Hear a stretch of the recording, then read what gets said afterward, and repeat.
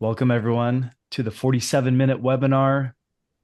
We have a fun presenter, fun topic for everyone today. And the presenter's name is Kent Stroman. You're probably familiar with him. He's usually one of our hosts, but he's presenting today 3 keys to fundraising success. And you'll notice on the screen, there's the little book in the corner. If you can read it, it's Asking About Asking, Mastering the Art of Conversational Fundraising. That is one of Kent's books published right now. That's second edition on fundraising. So we're going to jump into that. But I want to give everyone a heads up who's live on the call. We're going to have a time for question and response coming up a little bit later in the webinar. And we also like to ask everyone what your top takeaway is. So make sure that you're taking mental notes, maybe even literal notes, if there's anything big that stands out to you. And we will love to just to share that together and see what's clicking and what's connecting with everyone in the group. But with that, Hey, Aaron, yeah, real quick before you go to the next slide, you mentioned asking about asking. yes, So just last week, um, I had an opportunity to be a guest on another podcast hosted by the editor of Asking About Asking. Her name's Linda Lysakowski, and I was giving her a hard time because I told her, I said, Linda, I think you can write books faster than I can read them. mm-hmm. She's published, I mean, she's had, I think, over 20 books, maybe twice that actually published. But anyhow, I hadn't talked to her for a long time. She was in Nevada for a lot of years, but recently relocated to Kansas City. And anyhow, she edited both my books for the publisher, Charity Channel Press. And anyhow, it was just fun connecting kind of with a name that's bridged the years from first book to present. Well, we want to hear more about the book. So why don't I just go ahead and hand it off to you? What are some of the keys to fundraising success that may be in that book? And feel free to do a deep dive into any one of the points you're going to talk about today. Yeah, so thanks. So as far as 3 keys to fundraising success, when you gave me that title, I started thinking, well, I think there's more than three. So narrowing it down to three is a bit of a challenge, but let me just unpack those or name them real quick, and then we'll come back and unpack them. How does that sound? Perfect. If you're taking notes, you may want to jot these down, circle back. So key number one is the right person, the right conversation. Number two, the right time and real readiness. And then number three, don't assume, ask for the amount. Um, so, um, so let's kind of jump in. Number one, the right person, right conversation.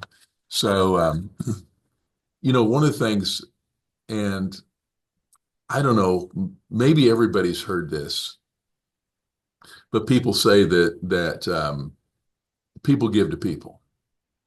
So that's a pretty common expression, right? People give to people. And we say, yeah, that's true, but that's too simple. So if the principle is going to work for us, we know that people give to people they know, like, and trust. So the right person has got to be somebody where they know each other, they like each other in some fashion, maybe more than just a thumbs up on Facebook, um, and and they trust each other. There's got to be a trust component.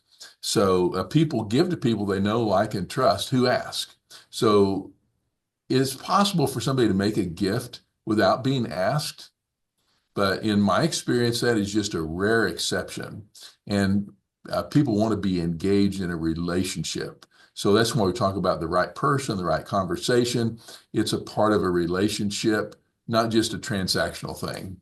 So people give to people they know, like, and trust who give and who ask for a specific gift for a specific purpose at a specific time. So we'll unpack some more of that as we kind of go along. the way. But in preparing to solicit a gift, we want to ask some questions of ourselves. And one of those is, am I the right person to have the conversation? And regardless of what position I'm in, should it be me, or would it land better if it's coming from somebody else? Ideally, we want to have a person in the room who is in some kind of a peer relationship with the prospective giver. Um, and we use this phrase doing life together. If there's some degree in which we're doing life together, that's the foundation for a relationship. And a relationship is the foundation for a deeper connection as opposed to something that's just casual in nature. And so start off by asking ourselves, am I the right person in order for us to have the right conversation? And then we like to think about in the room for both cultivating and soliciting a gift. For the parties, there's three P's: the prospect and the pro and the peer. So the prospect, that's the person that we're approaching for possible support, and it may be an individual. We may be the donor may be a foundation, or it could be a business. It could even be some other entity like a club or a government entity, etc. But I think it's important for us to be reminded that every gift decision is made by a person.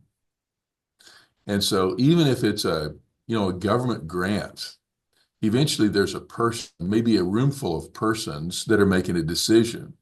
And so make sure that we are entering into conversation, not just the exchange of data. It's really easy to fill out a grant request, a form. Well, maybe it's not real easy. It's kind of straightforward. Maybe sometimes it's frustrating, but back to that thing, people give to people. You notice it doesn't say people give to paper. They don't give to the data exchange, they give to person. And so in the room, we've got the prospective giver, we've got the professional, and by that, we're going to talk about a person who's paid for raising money. A lot of times they're in maybe a CEO, so they're an executive role, maybe a development director, chief development officer, major gifts officer, whatever, that person who's getting paid in the process. Well, because they're getting paid, they have what I call an obligatory voice. So I'm just going to ask, is it okay if I pick on Blair? Since of all the people in the room, I probably know Blair better than the others. I thought that was a given that I'd be picked on, so I'm ready. Oh, well, thank you for volunteering, Blair. And so when Blair's raising money for the Public School Foundation, she's going to speak on behalf of the organization. She's going to talk about their merits, and there are a lot of them. She's going to talk about their history and their track record, and it's impressive. But she has a bit of a limitation in that she has an obligatory voice. I mean, as their executive director, there's nothing else she can do. I mean, can you imagine her showing up and saying, "Oh, they're not that great of an organization. I don't give to it, but I think you should." Of course not. But anyhow, that because of the position that she's in, it has this built-in limitation. Well, when a volunteer comes into the equation, that's who we call the peer. That's the person that's in a volunteer role. They're not getting paid by the foundation to raise money. Well, their voice carries a lot of weight. And that person can say the same words that Blair would say, but they are positionally qualified where she's positionally disqualified, or her voice is obligated, their voice is not.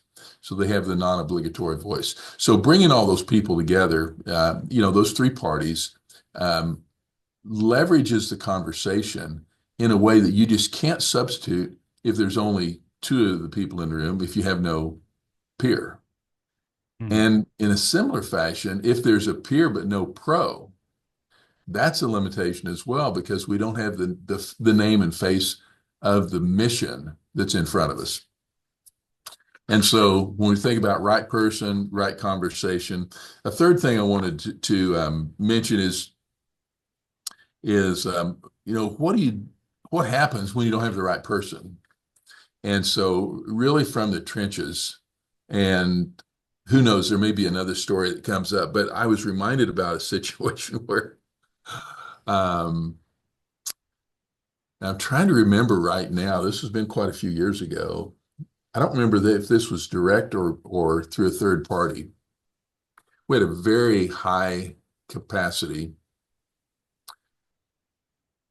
donor. They had been a donor to the organization before, but we'd really had difficulty kind of landing things as far as the meeting and securing any kind of a pledge or gift.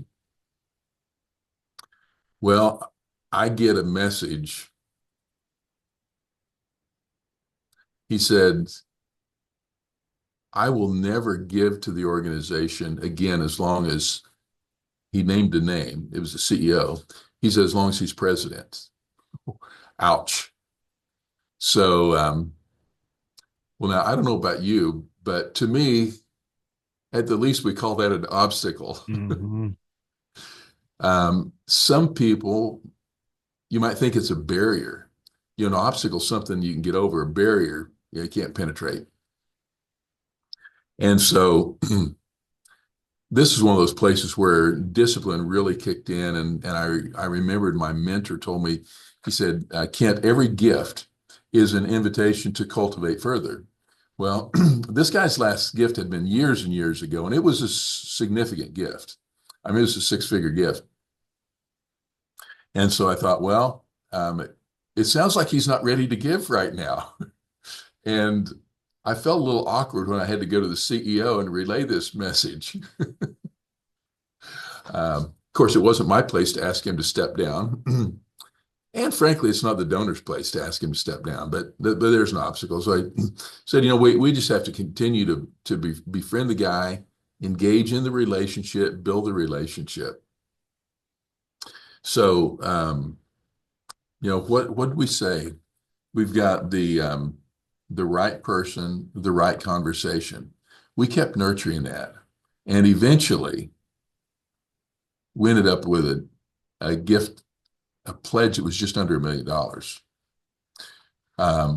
And Aaron, I saw your eyes widen a little bit when I mentioned that. I was surprised. But the thing that it pointed out is, and again, there was an intermediary. There was a third party who was trusted by both the organization and the benefactor. And so, if I could just sum up that first key, right person, right conversation, focus on a relationship, be patient. And actually, it really is a great lead in to the second point that we wanted to make. And that is the second tip is the right time and real readiness. So I don't know. Most of the people aren't on screen today, but who feels panicked? Who feels time pressured when it comes to fundraising? I mean, I'm going to raise my hand because I think that's almost all the time we feel like, we need to raise money and we have a certain time frame. Need to raise the money today. Well, if you're writing things down, jot this down, and then let me try to persuade you. Okay? Time is your friend. In fundraising, time is your friend, but we have to make it our friend because if it's not our friend, it's our competition. And so we've got annual goals, right? And you put those two words together. It's a time frame and a dollar amount, annual goals. And so let's say that our year ends on June 30. Well, if today is May 13th, we've got about a month and a half to reach that goal. And so, I mean, again, Blair, I mean, what's it like when you go to somebody and you say, we'd love to have your gift. And by the way, you have 45 days to fork over the money, right?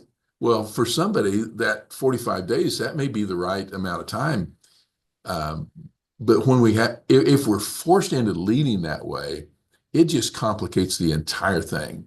And so, from an organizational standpoint, we want to be alert to the fiscal calendar. But from a fundraising and a relationship standpoint, here's the big question. Oftentimes I'll ask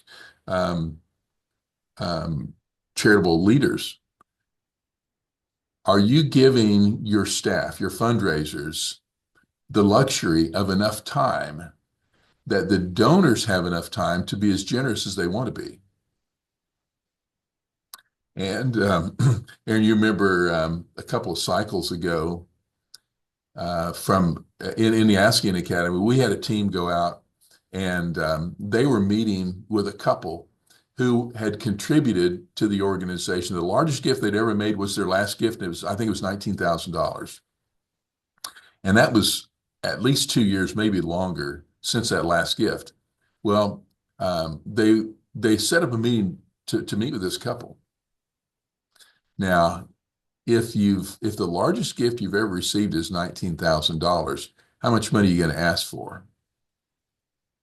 Well, here's what I'd recommend. Don't pick a number out of the air, either for the amount of money or the amount of time, because we have 100%, no, we have a 99% chance of getting the answer wrong.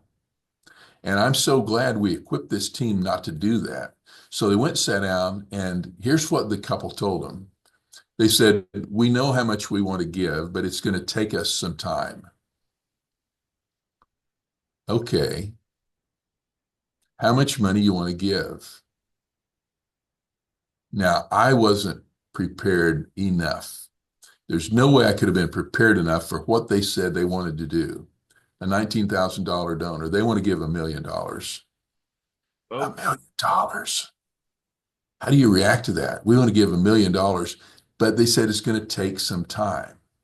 Okay, how much time you need? The organization was rolling out this 3-year time frame. They said, we can't do it in 3 years. We need more time. So Blair, if somebody can't do $1 million in 3 years and they need more time, can we have a luxury of enough time for them to be as generous as they want to be? And here's what I want to say. The answer is yes. Now, they needed 10 years. If they want 10 years, I want to give them 10 years, right? So what's the right time? Who decides the right time? We don't, the donor does. And so approach that with a very open mind. We know the answer is yes. We don't know what the question is. We don't know what the answer is. But if we're predisposed to a yes, then if somebody wants 10 years to do $1 million, I want to help them make their dream come true. I don't say, no, it's got to be 5 years or it's got to be 3 years. They said 3 years, we can give you $25,000 a year for the first 3 years. I mean, if they did that, that'd be a huge increase on their $19,000 every 3-year gift, right? So don't let your fiscal counter pressure, don't let that override the donor's calendar. How would we know what the donor's calendar is? We got to ask them about their time frame. In the book, Asking About Asking, we've got this 10-step staircase. And on one of those steps, the top one on the staircase, we're asking for a gift. So we've got 9 steps where we're not asking somebody to write a check.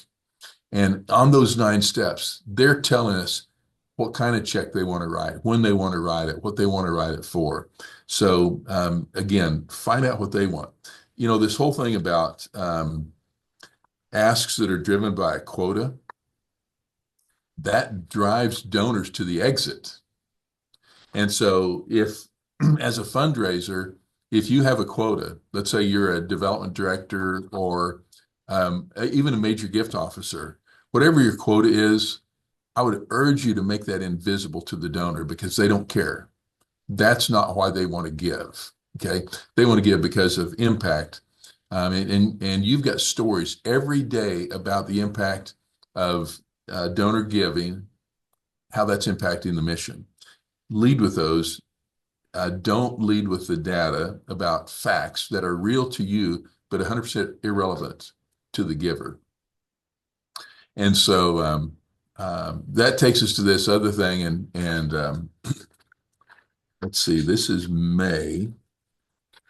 It was the last day of April. Aaron, you and I were speaking at a national conference in Dallas. And I don't know if you remember, but I asked the question in the room, who's in a campaign? Now, this conference was for charitable organizations. And there were, probably about 30 people in the room, something like that. Maybe 3 hands went up. So I reframed the question a little bit. I said, if it's a charitable organization, you're funded by contributions. And so we have these a framework for raising money, and it may span a week, a month, a year, or multiple years, but we call those fundraising campaigns. So if we're in a charitable organization, we're seeking donations, that's a campaign. Now let me ask again, who's in a campaign? Well, I think everybody but one got the point and raised their hand. But here's the thing, think in a campaign mindset, because we always have a fundraising campaign. And even if it's an initiative, we got a scholarship campaign or a school supplies campaign, whatever the thing is, campaign isn't a specified period of time. We're going to specify a period of time for almost every campaign, but we're always in a campaign mode. So what that does, it allows us to adopt a framework, how we think and how we set our mind, how we create expectations, how we invite other people to join us in solving problems. And really what that does, that leads us to our third key to fundraising success. And that is, do not assume. But before we get to that, I want to save some of that content.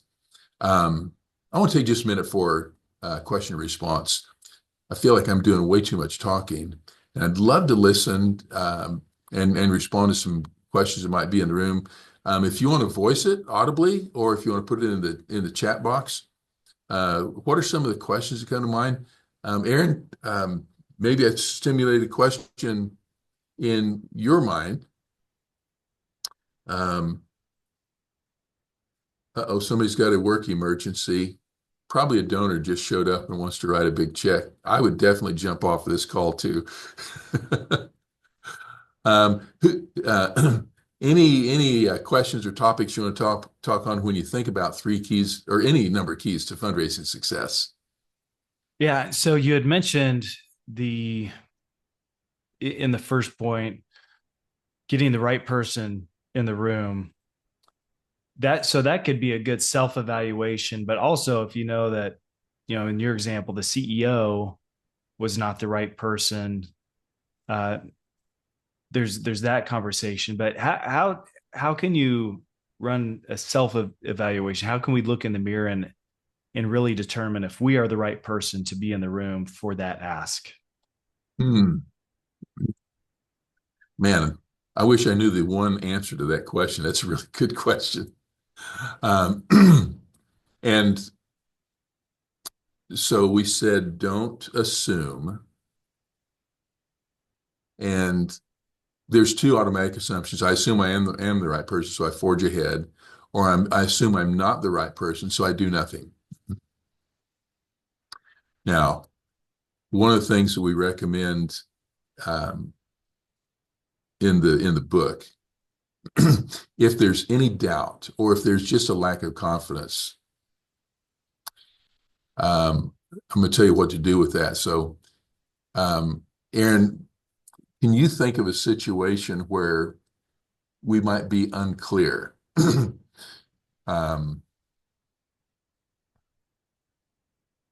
Actually, I'm gonna make it really real. I know you volunteer for a for the Weedify Foundation, uh, raising money as well as other activities um, on a mission to serve first responders and military who are dealing with PTSD, right?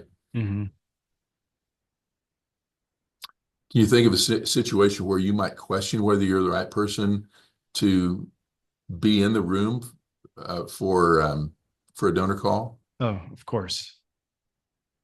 Yeah. A lot of times there's no pre-existing relationship. Okay. So no relationship. Um, so what's the connection in the scenario you're thinking of? I mean, don't share a name or any specifics. Oh, they're a prior donor, Okay. you know, at a smaller level, but there's some greater capacity and interest there. Okay. So you told me a story about where there was a kind of a surprise gift, five-figure gift. Mm-hmm. And I think it was maybe the largest gift they'd ever received. Nobody knew who it was. It came from a donor advised fund. And so you dig into the donor advised fund and you find out the name. So you're in a volunteer role, but you're not the CEO of the organization, right? And you're not the top volunteer. So that's one where I would assume, this is an assumption, I would assume I'm not the right person. And so I would want to check in with CEO. What do you know about this person? He didn't know anything. If somebody's going to connect with a top donor, probably ought to be the CEO. And so so that's one way. Another way is where I do have a relationship with a person, and maybe it's a little sketchy. We were involved in we were on opposite sides of the same issue or something. So I don't want to be a distraction in the room. And so sometimes it may be a deal where I'm going to check in with them. Hey, I know we've been on opposite sides of this issue, but we're on the same side of this other issue on our charity. Um, we'd like to have a more in-depth conversation. Give me your feedback. If I was to be part of that with you, would there be any friction or is any hesitation on your point? Excuse me, on your part? So I want to get their advice, their feedback. Yeah. Now we had a question. What was the question in the? Yeah. There's another question came in the chat. I'm held up greatly by the fear, or it could be an internal resistance of calling my donors to ask them for meetings. So I'd like to meet with them in person. What do you do with that fear, that internal resistance? Wow. Well, I wish I could say I have absolutely no experience in being fearful, but we all know that's not the case. I think we all feel that way. And so, really, the topic that question touches on has to do with getting the appointment and what gets away internal resistance. I don't know whether it's inside me, inside somebody else, inside the organization, for getting the appointment. And I'm going to make a couple of suggestions, but this may be the gold nugget for today. If you're not already listening, subscribe to this podcast called One Visit Away by Kevin Fitzpatrick. I would subscribe to that. I mean, this guy, he's young, he's brilliant, he's proven. In fact, it was late last month. I mentioned I was in Dallas. He invited me to come to the studio and do a guest interview on his podcast. Hey, the reason I showed up wasn't because I thought I could help him, but because I thought he could help me. And just being around this guy. But Kevin has some really great tips about getting the appointment. But here's the thing, and right now, actually, I'm talking to myself because I've got some appointments that I'm struggling with getting. Ultimately, I'm going to use the term pick up the phone and call, but whether it's calling, texting, or emailing, there will be obstacles. And for me, the worst obstacles are right between my fingers right now. So, yeah, right in my head.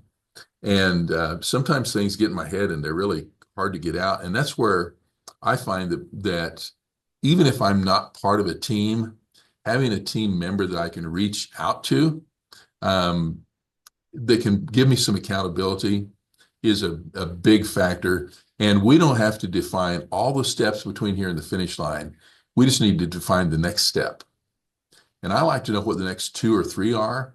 But even if I've only got one, somebody once said that taking a step humanly, that's not an easy thing because what it requires us to do, and I never thought about it this way, it requires us to throw ourselves off balance and the next foot catches us before we fall. And then we switch feet and we throw ourselves off balance again and we catch ourselves again. So that if we ever feel uneasy, it's because taking a step is going off balance. That's what it requires to do what we're doing here. Okay. Man, I just realized the time. Should we go on to number 3? Let's do it. So it's don't assume, ask, and specifically, um, um, here's the first point. Guesswork is the enemy of generosity. If we are guessing when it comes to any of the components where we're asking for a gift, the amount, the time, the framework, the source, any of that stuff, if we're guessing, we have almost no chances to get it right and unlimited chances to get it wrong. So take the guess out of fundraising, and we're back to that 10-step staircase. We say never guess or assume when you can ask, and you can always ask. So ask about the thing. Am I right? The right person? Is this the right time? Here's one of the things that we're seeing across the country right now, and it's a lot of anxiety about uncertain times and an unstable economy, world events, et cetera, et cetera. Look for an excuse, and you have it now. Call your donors, not for the purpose of asking for anything other than how are you doing? I see this is what the stock market's doing, or this is what the marketplace is doing. I'm curious, how's that affecting you? Are there things I should be aware of? Are there ways that we can support you even during this uncertain time? You've been such a great support and encouragement to us over the years. I wanted to check in. People will love you for doing that, for showing up and caring. So don't guess.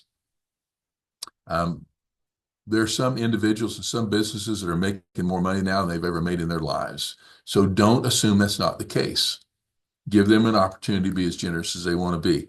And then I'm going to follow that up by saying, when we're specific, when we lead with clarity, it honors the donor. It gives donors confidence and it gives them clarity. Somebody said clarity is kindness. And so be clear, be specific, because ultimately, with the 10-step staircase, an ask is a very simple, straightforward one-page gift request.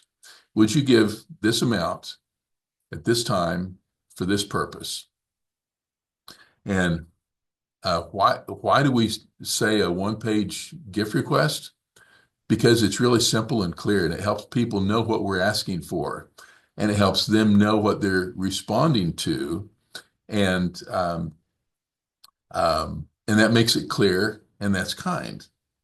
And so in just a minute, I'm going to share the 10-step staircase with you. And by the way, actually, I think you can probably Google and find it. If not, go to Amazon, look for Asking About Asking.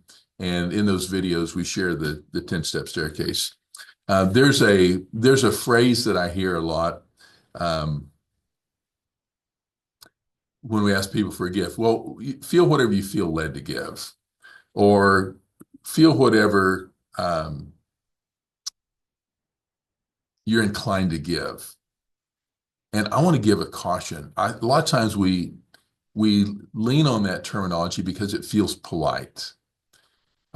We think if we ask for an amount, it's demanding. Well, don't make up an amount, right?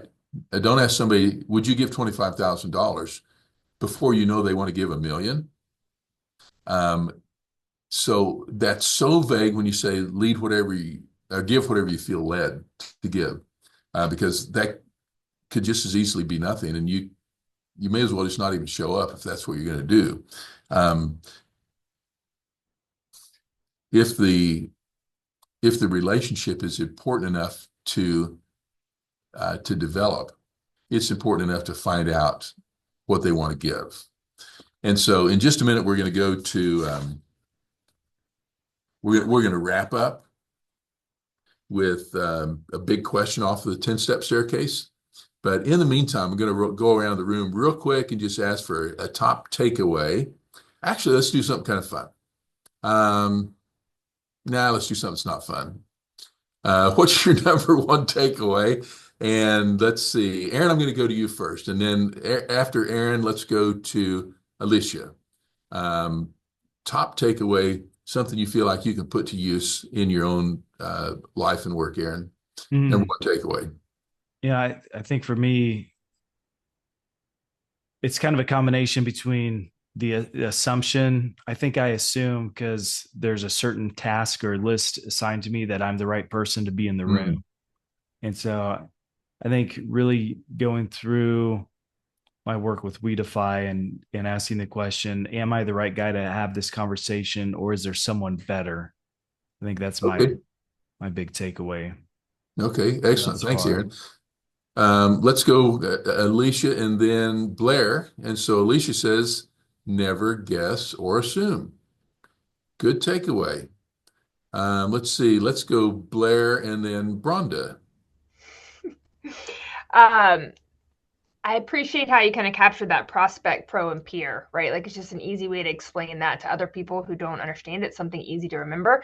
And then the other thing I was going to share is just last year, I kind of transitioned my goals away from, you know, increase the annual fund by 10% or all these metrics that rely on donations and made it into, have three plain giving conversations next year, right? So it's all about kind of building those relationships as opposed to, I can't control whether we actually get a plain gift, right? But I can control that I set up this many meetings in a year. So a lot is just based on, coffees with donors and things like that I can control, and that all kind of develop those relationships. So you saying that kind of reaffirmed for me, yeah, I want to stick with those types of goals for this coming year, as opposed to trying to go back to those income and metric based goals. Wow. I love your focus on focusing on the things that you are in control of, rather than trying to control stuff you can't. That's brilliant. Thank you. Let's go Bronda and then Shane. Mine would be you're always in a campaign. I'm building a calendar for campaign for my next year. And yes, that's very eye-opening. I am always in a campaign. Excellent. I can't wait to hear how you leverage that, Bronda. So Bronda, then I think Shane and then Jeff. And in the Aaron, can you read in the chat box? Yep. Yeah. Shane said, just make the call. Okay. Pick up the phone, make the call, get the appointment. Make the call. Yeah, I love that. In fact, that reminds me, simple but powerful. Our friend John Millen, um, there's no money in the office.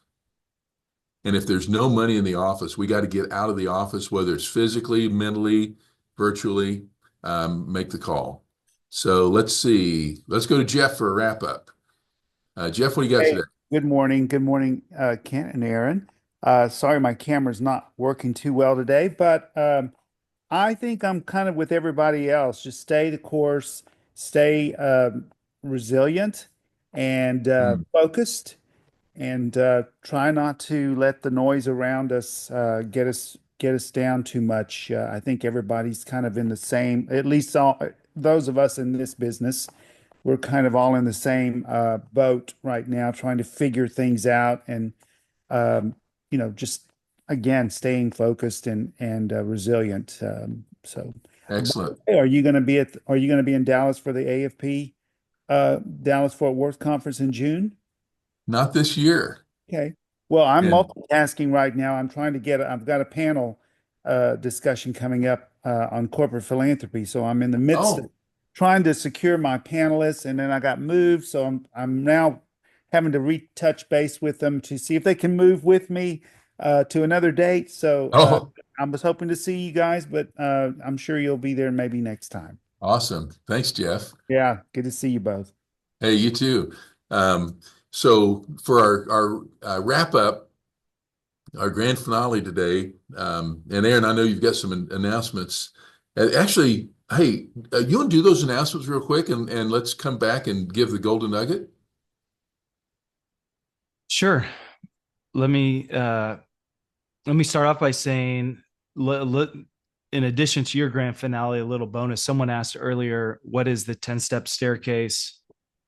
I'll stop share and throw this up on my screen at least.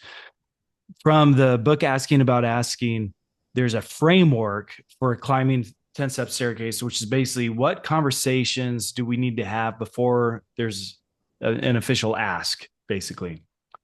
How do we cultivate the relationship, and how do we strategically listen, which requires strategic questions. And there's a question for every step on that staircase. If you're not familiar with that, in the chat, don't send it to everyone, but send it to me, Aaron. Just send me your email address and I can send you a reference guide so you can be in on that. I realize some of our audience is very familiar with your work and some of them are not. So there's a little bonus. So direct message me one of those. So that's a little bonus there. We also have the 6 types of working genius. If you need a catalyst to get your team all pointed in the same direction, build unity, and discover and operate in their genius, we put together a nice little team activity that revolves around the 6 type of working genius assessment. So that's available. If you're a team leader, let's talk. And then also, this is the reason we're not going to be in Dallas for the AFP, but the Asking Academy is the #1 major gift solicitation training for teams in the world, I'll say.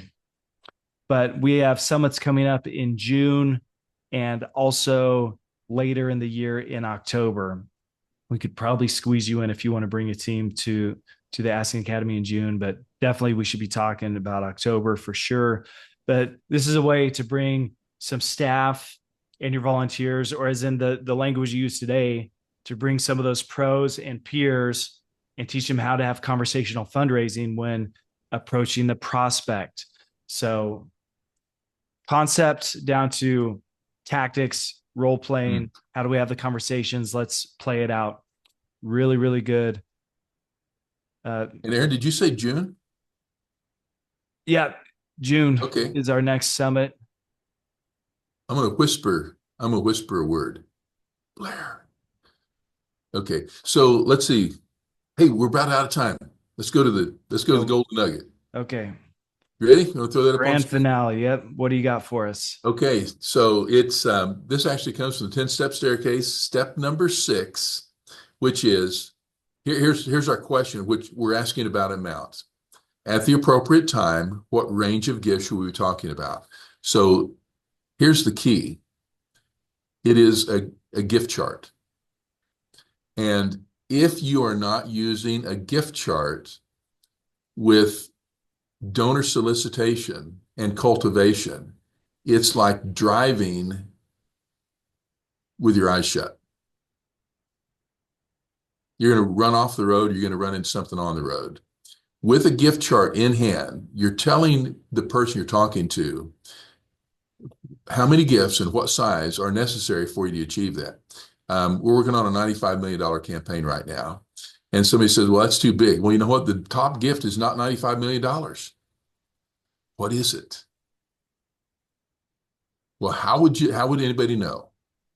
So this question paired with the gift chart will give you success that you're unlikely to achieve through any other fashion. So with that, we're going to wrap up. I want to say a great big thank you for those who have been present today. Thanks for interacting, for your comments, for your questions, and love to see you next month at our next 47-minute webinar. watch on LinkedIn or email, and we'll roll out those topics. And love to see you then. Thanks for showing up today. Thanks, guys. Bye-bye. Thanks, everybody. Blessings.